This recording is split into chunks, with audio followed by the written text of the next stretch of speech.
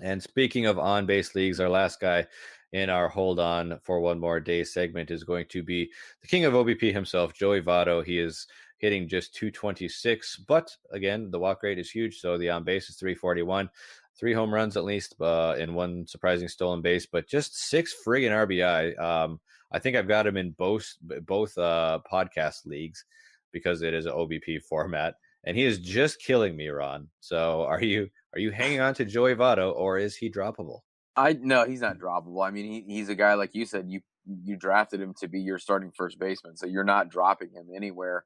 Like I kind of mentioned before, the landscape at first base, there's not much better you're going to find out there unless you drafted 2 or 3 of these guys early, which I don't know why you would do that, or you maybe have a prospect you're excited about. I don't know, but you're not dropping him.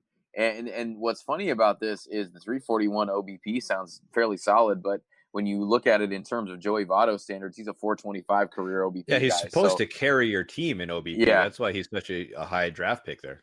right. And you're not getting you got 12 homers out of him last year. You only got 3 this year. Like you referenced, the 6 RBIs is killing you. Yeah, but you're getting the OBP, but like I said, it's down almost 60, 70 points from what you got a year ago, and the 226 average is something that is down from him hitting 309 for his career as well. Let's not forget the fact that Joey Votto is 35 years old as well. So I don't know, maybe we're starting to see the kind of the downside of his career here, where we're not going to get those huge average and OBP numbers. The homers definitely went in the tank, down from 36 in 2017 to 12 to 3 so far this year. Most of the projection systems have him between 14 and 17 homers. They have him hitting the 270s, but they all have his OBP being over 400, which is still excellent in an OBP format. So you're not dropping Joey Votto, but it's got to be frustrating if you spent that high pick on him, hoping to get the Joey Votto type numbers, and you're just not getting them. I'm kind of afraid that Joey Votto's just done. I think this might be the end of it. We've seen 3 first basemen over the last several years who were elite in their prime kind of start to taper off, and they've had 3 different paths. Albert Pujols became high strikeout, low BP, but decent power. Miguel Cabrera has turned into someone who hits for average, but also kind of gets on base, but has zero power. And then we've got Joey Votto, who is just still on base, but the batting average isn't there. And the power is kind of in the middle. 3 home runs isn't great, but I think he could hit more than Cabrera this year for what that's worth. So it's kind of sad to see, but I think we just need to start getting ready to move on from these guys. And I think it'll be the end of seeing the 10-year commitments for guys into their 40s. I think really teams will just never, ever do that again because we're seeing guys like Votto and Cabrera and Pujols become that. Let me backtrack that a little bit. I don't think we'll see it for corner infielders. I think we might see it for your shortstops, your center fielders, guys like Mike Trout or something like that, the athletic guys. But guys like Votto, I don't think we're going to see that contract anymore.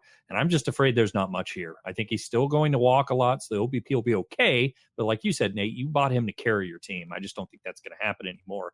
The most troubling thing here for me is that his strikeout rate is 10% higher than pretty much ever. It's at 25%. His career rate's at 17.7%. Still walking. He's still hitting pitches in the zone, 80+% zone percentage, but out of the zone, not making as much contact overall.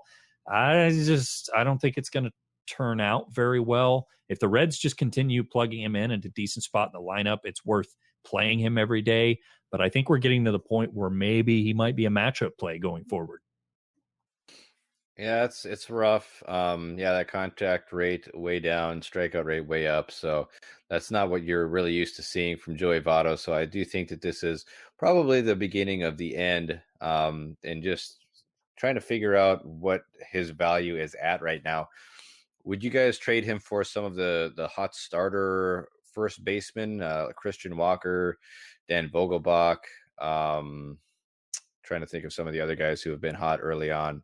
I don't know if you guys can come up with another name, but would you be looking to kind of sell low on Joey Votto with one of those guys if you happen to believe in one of those other guys?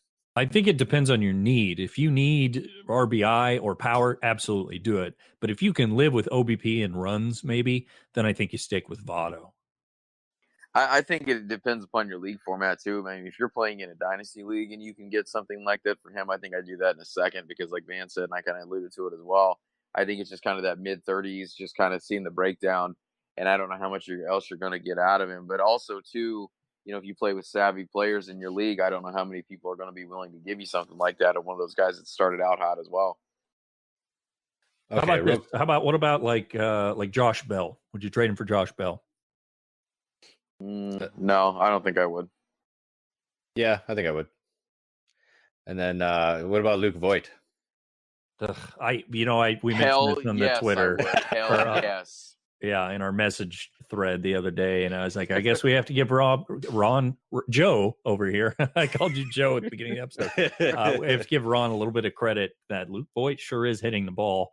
I don't know. I'm still somewhat skeptical, but I think he's here to stay, and he's got a full-time job. So that's a tough one for me. I think I might just because he's on the Yankees, and I know that that's going to be a really good lineup, but that's a real tough one.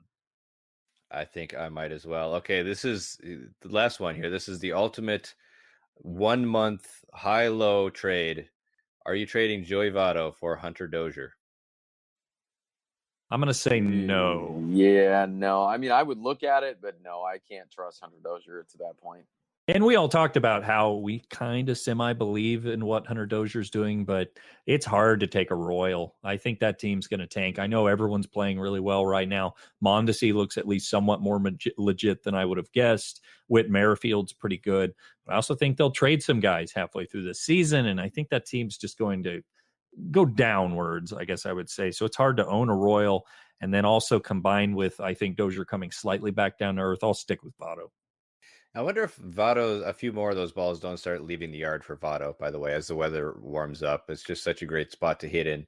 And I do like that lineup a lot. So I do definitely think that Votto will get better. But this is one of those things like, my love for Vogelbach as well. But even if I say that I would trade Joey Votto for Hunter Dozier, for Vogelbach, for Christian Walker, whatever, I really don't think I could hit accept on that trade offer if I was actually going to do it. BABIP's 295, career BABIP at 351. Maybe you can't count on 351, but you can count on last year's 333. So if that's the case, the average is 250, 260. The OBP's 360, 380. That's a lot easier to stomach. And like you said, maybe a couple of balls leave the park once it heats up too. So there's probably brighter days ahead. Right. All right, let's go ahead and take a break here. And